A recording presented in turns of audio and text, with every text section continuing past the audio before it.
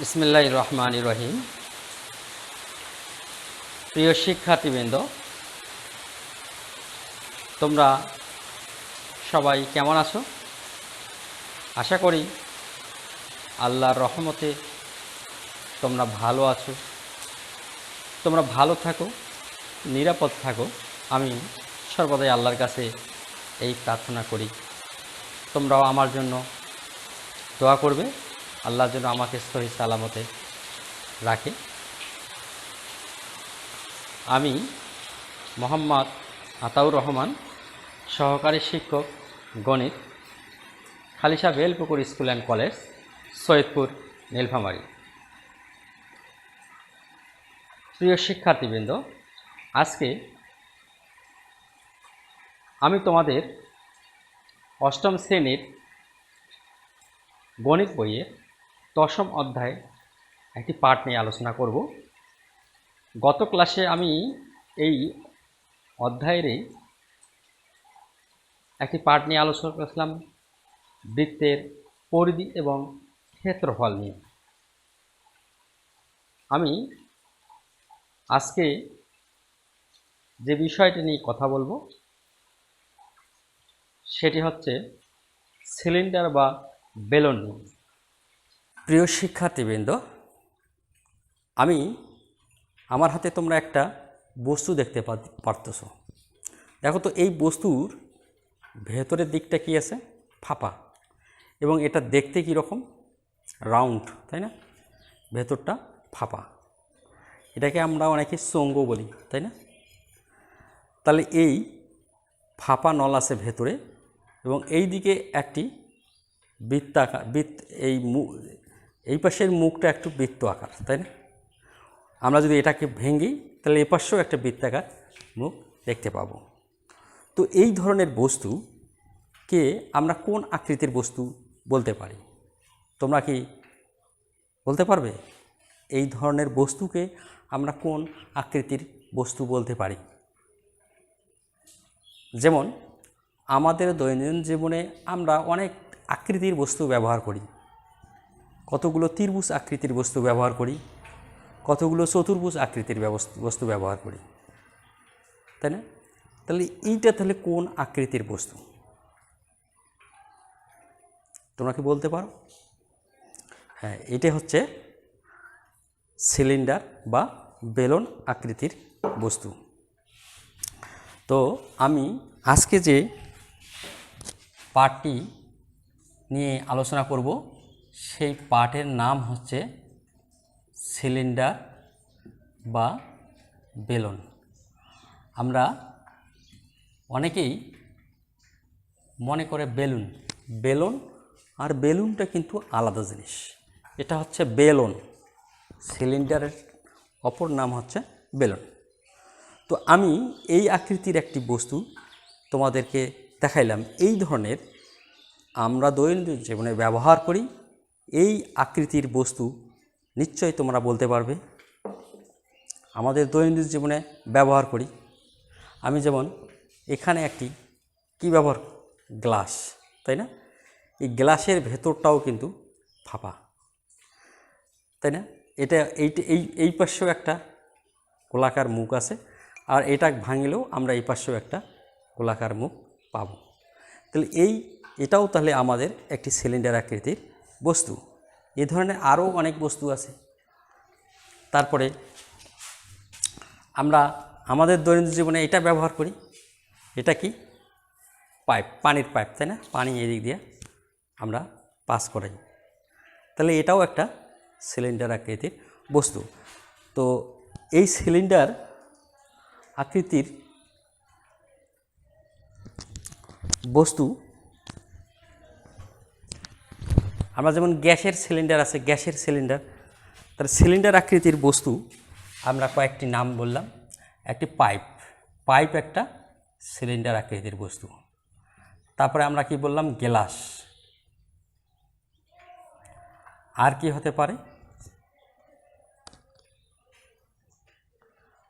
বাঁশের যে আমরা বলি বাঁশের চঙ্গ, যেটাকে বলি, বাঁশটাকে যদি কেটে মাঝখানে কি পাওয়া যায়? আমরা কি বলি? বাঁশের চঙ্গ। তাই না? তারপরে গ্যাস যেখানে থাকে, অনেকে বলি গ্যাসের সিলিন্ডার, আসলে এই জায়গায় আমরা সিলিন্ডার কথাটা ব্যবহার করি, এগুলোর ক্ষেত্রে সিলিন্ডার কথাটা ব্যবহার করি না। আমরা তো বলতে পারি গ্যাসের পাত্র, তাই না? কিন্তু গ্যাসের সিলিন্ডার বলি কেন? ওটা একটা নাম আছে, সিলিন্ডার আকৃতির বস্তু, এই জন্যে সিলিন্ডার বলা হয়। তো এই আকৃতির বস্তুগুলোকে কী বলা হয়? সিলিন্ডার আকৃতির বস্তু। তো আমরা এই সিলিন্ডারের পরিমাপ করব কিভাবে? তাহলে সিলিন্ডারটি কিভাবে পরিমাপ করা যায়? আমরা যেমন আয়তকার বস্তু ক্ষেত্রফল মাপতে পারি, দৈর্ঘ্য মাপতে পারি, প্রস্থ মাপে ক্ষেত্রফল বের করতে পারি, তাই না? ত্রিভুজের ক্ষেত্রফল বের করতে পারি, তারপরে সামান্তরিকের ক্ষেত্রফল বের করতে পারি। তাহলে ইটির ক্ষেত্রফল কিভাবে আমরা বের করব সেটি আমরা জানব। তো আমি প্রথমে আসি সিলিন্ডার কি, সিলিন্ডারের সংজ্ঞা কিভাবে, আমরা সিলিন্ডারটাকে কিভাবে সংজ্ঞায়িত করতে পারি। দেখো, আমি যদি প্রথমে একটি আয়ত, এইখানে একটি বস্তু নিলাম, তোমরা বলতে পারো এখানে এটা কি আকৃতির বস্তু, এটার নাম দিলাম এ বি সি ডি। নিশ্চয়ই তোমরা জানো যে বিপরীত বাহুগুলো পরস্পর সমান এবং প্রত্যেকটি কোণ 90 ডিগ্রি। তাহলে এই আকৃতির বস্তুটাকে কি বলা? আয়ত আকৃতির বস্তু। তাহলে আয়তের এটা হচ্ছে প্রস্থ, এটা হচ্ছে দৈর্ঘ্য। তো আমরা যদি এই আয়তর একটি বাহুকে স্থির রেখে, এসি বাহুটাকে স্থির রেখে, এসি বাহুটাকে স্থির রেখে বিডি বাহুকে যদি আমরা এসি বাহুর চতুর্দিকে ঘুরিয়ে আবার ডি বিন্দুতে নিয়ে আসি, তাহলে যে আকৃতির বস্তু হবে সেটি হচ্ছে সিলিন্ডার আকৃতির বস্তু। আমি দেখি, এই বাহুটাকে আমরা ঘুরাবো, এটাকে এই দিক দিয়ে ঘুরে, এটাকে ঘুরে আবার এখানে নিয়ে আসলাম। অনুরূপভাবে একসাথে তো ঘুরবে, এটাকে ঘুরে আবার এখানে নিয়ে আসলাম।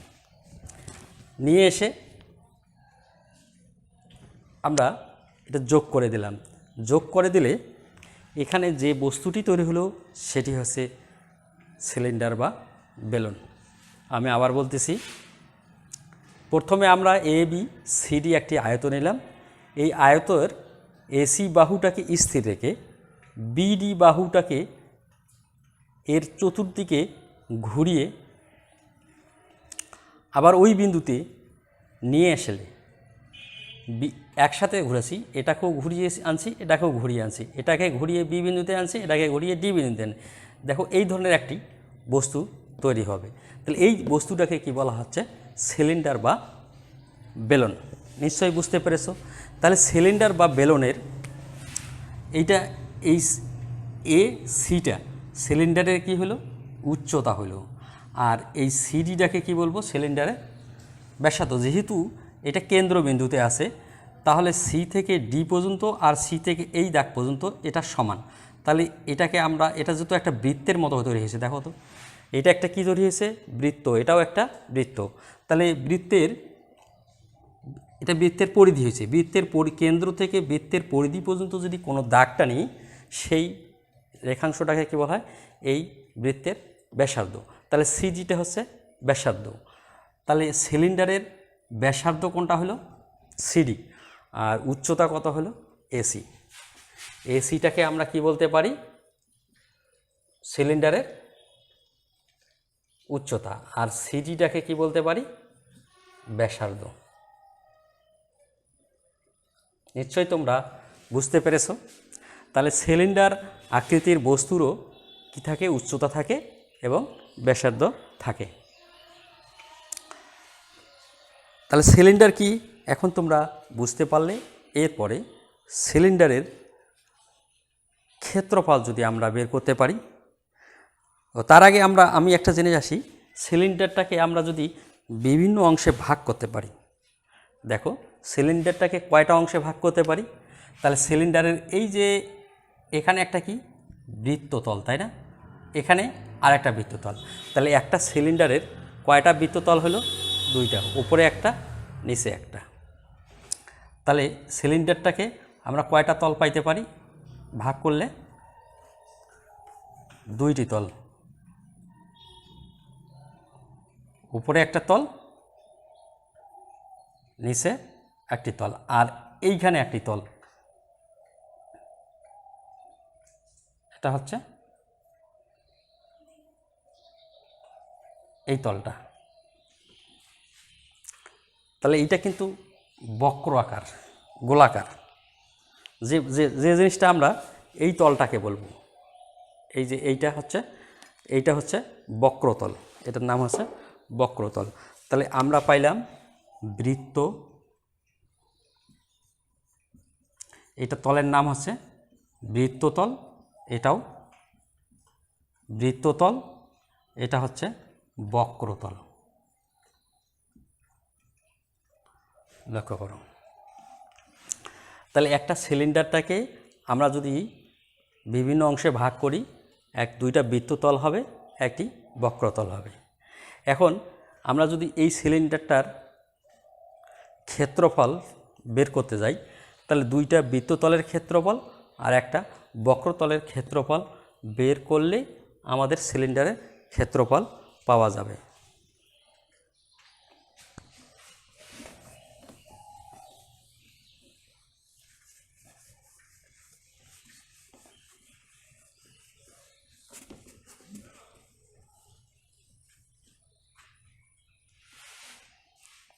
আমি এখানে হাত দিয়ে অঙ্কন করছি, কম্পাস দিয়ে অঙ্কন না করার কারণে এই বৃত্তটা সুষম হয়নি, তো একটু কম বেশি হয়েছে। সে যাই হোক, আমরা যদি এই বৃত্ততলের কেন্দ্র এটা নেই, কেন্দ্র থেকে এই পর্যন্ত দূরত্বটাকে কি বলবো, ব্যাসার্ধ, এটারও ব্যাসার্ধ। তো এটা যেহেতু বৃত্ত, আমরা পূর্বে পাঠে আলোচনা করেছি যে বৃত্তের ক্ষেত্রফলের সূত্রটা কি। আমরা জানি বৃত্তের ক্ষেত্রফলের সূত্র, এখানে দুইটা বৃত্ত আছে, বৃত্ত দুটির ক্ষেত্রফল। তো একটা বৃত্তের ক্ষেত্রফল আছে, যদি যে বৃত্তের ব্যাসার্ধ আর, তার ক্ষেত্রফল হবে পাই আর স্কোয়ার। তাহলে যেহেতু দুইটা বৃত্ত আছে, তাহলে 2 পাই আর স্কোয়ার। তাহলে বৃত্ত দুটির ক্ষেত্রফল আমরা পাইলাম 2 পাই আর স্কোয়ার। এখন আর একটা থাকেছে আমাদের বক্রতল। বক্রতলটা কীরকম? বক্রতল হচ্ছে, আমি যদি আমার হাতে একটি খাতা দেখতে পাইতেছ, এখন খাতাটা এইরকম আছে, তাই না? খাতাটা দেখতে কোন আকৃতির আছে? আয়ত আকৃতির। এখন খাতার এই বাহু আর এই খাতার এই পিঠ আর এই পিঠ যদি আমরা এইভাবে গোলাকার করে লাগিয়ে দেই, তাহলে কি হবে? লক্ষ্য করো, এটা কি হয়ে গেল? ভেতরে ফাঁপা তৈরি অংশ হয়ে গেল। তাহলে আমাদের এটা একটা কি সিলিন্ডার তৈরি হলো, তাই না? তাহলে এটা কি, দেখো তো, এটা কি বক্র আকার। আবার যদি এটাকে আমরা বক্র অংশটাকে যদি আমরা মাছ দিয়ে কেটে দেই, তাহলে কি হয়ে গেল? আয়ত হয়ে গেল, তাই না? তাহলে আমরা এখন বক্রতলের ক্ষেত্রফল বলব। বক্রতলটাই হচ্ছে আয়তর, বক্রতলটাকে যদি আমরা মাঝখানে কেটে কীরকম হয়, এইরকম হবে, এটা হচ্ছে আয়ত আকৃতির। তাহলে আমরা বক্রতলটা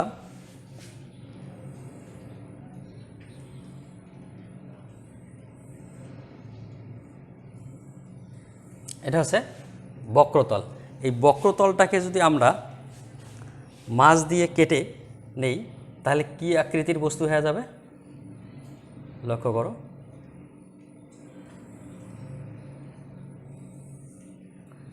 এই ধরনের আয়ত আকৃতির বস্তু হয়ে যাবে। এই ধরনের, তাহলে আমাদের এইটাকে আমরা কি ধরছিলাম, উচ্চতা ধরছিলাম, তাই না? আচ্ছা, তাহলে বক্রতল এই অংশটাই কিন্তু এতটুকু হয়েছে। এই অংশটা যেটা কাটছি, কেটে নিছি, যদি আমরা এই অংশটা কেটে নেই, কেটে নিয়ে এইভাবে বিছিয়ে দেই, তাহলে এই যে এইটাকেই বলা হয় বৃত্তের পরিধি। এই পরিধি সমান দৈর্ঘ্য হবে এটা। তাহলে এটা কি হলো, পরিধি, পরিধির সমান, তাই না? পরিধির সমান। তাহলে এটা কি একটা বৃত্ত, তাহলে বৃত্তাকার পরিধির সূত্রটা কি আমরা জানি, এটা যদি আর হয় তাহলে কি হবে, এটা 2πr, তাই না? তাহলে আমরা দেখলাম একটা সিলিন্ডার বক্রতলটাকে যদি আমরা লম্বচ্ছেদ করি তাহলে কি হচ্ছে, একটি অংশ পাওয়া গেল উচ্চতা h আর একটি হলো 2πr। তাহলে এর ক্ষেত্রফলটা কত হইবে? তাহলে বক্রতলের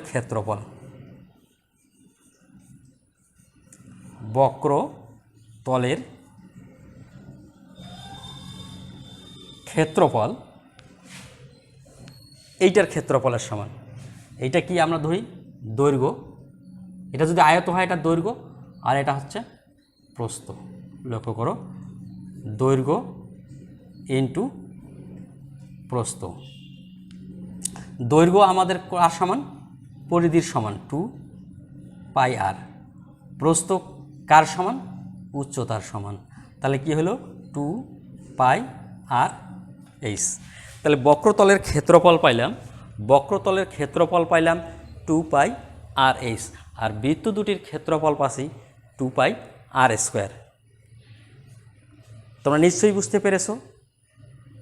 তাহলে এখন আমরা সমগ্র তলের ক্ষেত্রফল দেখাবো, অর্থাৎ এর দুইটা তল আর এইখানে বক্রতল, এই ক্ষেত্রফল যদি বৃত্ত দুটির ক্ষেত্রফল আর বক্রতলের ক্ষেত্রফল যদি যোগ করি তাহলে সমগ্র তলের ক্ষেত্রফল পেয়ে যাব।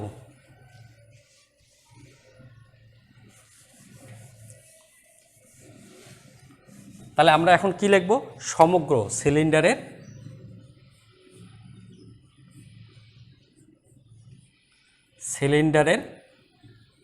সমগ্র তলের ক্ষেত্রফল। কি যোগ করব, বৃত্ত দুটির ক্ষেত্রফল, তাই না?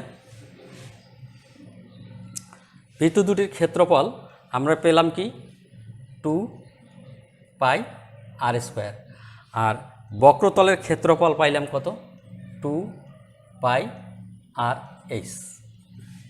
এখন আমরা যদি এই দুইটি থেকে কমন নেই, দেখো তো 2πr², 2πr, অর্থাৎ 2πr এখানেও আছে এখানেও আছে, তাহলে 2πr যদি কমন নেই, 2πr কমন নিলে কি থাকবে, আর প্লাস এইখানে থাকবে h। তো আমরা সিলিন্ডারের সমগ্র তলের ক্ষেত্রফল পেয়ে গেলাম 2πr × r+h। আশা করি তোমরা বুঝতে পেরেছো।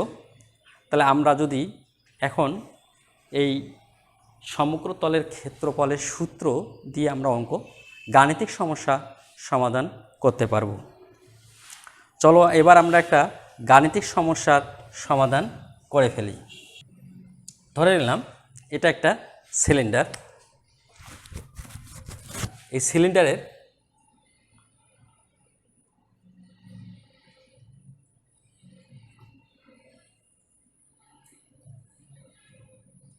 এটা হচ্ছে ব্যাসার্ধ, এই তলটির ব্যাসার্ধ আমরা ধরে নিলাম 2 সেন্টিমিটার, তাহলে এটাও 2 সেন্টিমিটার হবে, আর উচ্চতাটা ধরে নিলাম 4 সেন্টিমিটার। এটা একটা সিলিন্ডার, এই সিলিন্ডারের সমগ্র তলের ক্ষেত্রফল যদি বের করতে বলে তাহলে আমরা কিভাবে বের করব? খুব সহজ কথা, আমরা সিলিন্ডারের সমগ্র তলের ক্ষেত্রফল 2πr r+h, আমাদের পাইয়ের মান আমরা পূর্বেই জেনেছি, পাইয়ের মানটা কত? 3.1416, আর এইচের মানটা হচ্ছে এখানে 4 সেন্টিমিটার, আর ব্যাসার্ধ আর এর মান 2 সেন্টিমিটার, তাই না? তাহলে আমরা যদি এই সূত্রতে ফেলাই দেই তাহলে কি আসে দেখি। 2 পাইয়ের মান 3.1416, আর এর মান কত এখানে 2, আর এর মান 2 প্লাস এইচ এর মান 4, 12,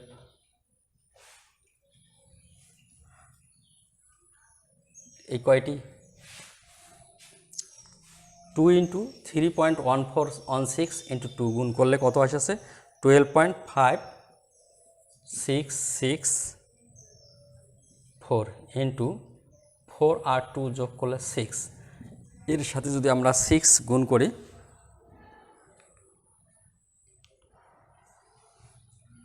75.3984, তাই না? যেহেতু এটা ক্ষেত্রফল তাহলে এটা কী হবে? এককটা হবে সেন্টিমিটার স্কোয়ার। তাহলে আমরা দেখলাম এই সিলিন্ডারটির সমগ্র তলের ক্ষেত্রফল 75.3984 সেন্টিমিটার স্কোয়ার। এভাবে আমরা গাণিতিক সমস্যা সমাধান করতে পারি। প্রিয় শিক্ষার্থীবৃন্দ, এবার তোমাদের বাড়ির কাজ হিসাবে একটি গাণিতিক সমস্যা তোমরা খাতায় লিখে নাও। 5.5 সেন্টিমিটার ব্যাসার্ধ বিশিষ্ট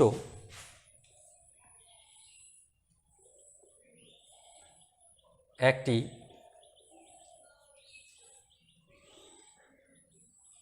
বেলুনের উচ্চতা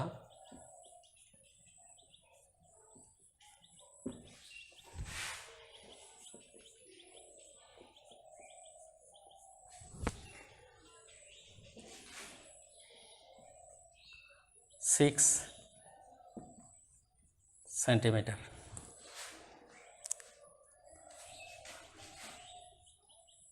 পাইয়ের মান তোমরা ধরবে 3.14 পর্যন্ত। এখন আমি এখানে প্রশ্ন দিতে পারি,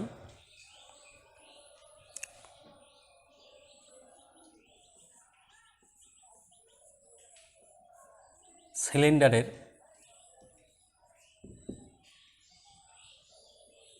বৃত্ত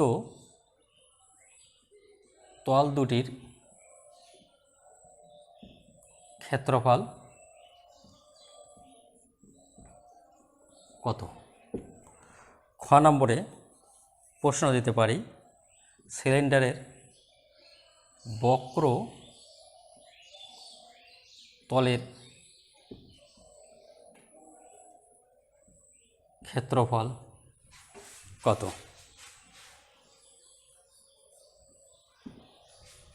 বুঝতে পারতেছ?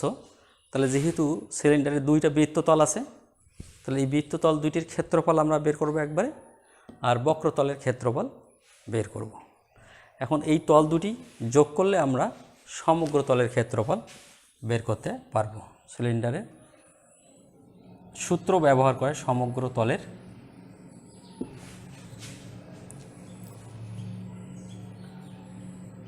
ক্ষেত্রফল কত? এখানে সূত্র ব্যবহার করে তোমরা অঙ্কটি করবে, করে এই দুইটি তলের ক্ষেত্রফলের যোগ করবে, দেখি এটার সমান হয় কি না। তো তোমরা সকলেই আমার এই ক্লাসটি তোমাদের যদি ভালো লাগে লাইক কমেন্ট করবে, শেয়ার করবে, আর আমাদের এই অনলাইন ক্লাসগুলো দেখবে। আশা করি তোমরা অনেকটাই উপকৃত হবে। তো আগামী ক্লাসে আবার দেখা হবে। সবার সুস্বাস্থ্য কামনা করে শেষ করছি। আল্লাহ হাফেজ।